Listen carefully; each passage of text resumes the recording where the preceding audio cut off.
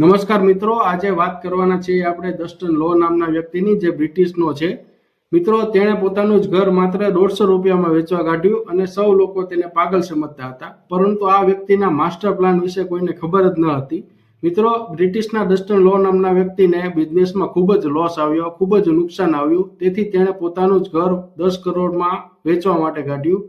મિત્રો, આ ઘરને લેવા માટે ઘણા લોકો આવતા હતા. ઘર ગમતું પણ હતું, પણ 10 કરોડના લીધે કોઈ ખરીદવા રાજી ન હતું. તેથી આ વ્યક્તિએ તેના ઘરની કિંમત 10 કરોડથી નીચે ઉતારીને 5 કરોડ રાખી. છતાં પણ કોઈ લેવા માટે રાજી ન હતું. તેથી આ વ્યક્તિએ એક માસ્ટર પ્લાન વાપર્યો અને ખૂબ સરસ આઈડિયા વાપરીને તેણે લોટરીની ટિકિટો બહાર પાડી. અને મિત્રો, 150 રૂપિયાની લોટરીની ટિકિટો બહાર પાડતા જ 24 કલાકમાં લાખો લોકો આ લોટરીની ટિકિટો ખરીદે છે અને તેની પાસે 15 કરોડ રૂપિયા અંદાજે ભેગા થઈ જાય છે. અને મિત્રો, બીજા દિવસે મેરી સેગર નામની મહિલાને આ ઘર વિનર તરીકે જાહેર કરીને લોટરીની ટિકિટ ઉપર આપી દેવામાં આવે છે.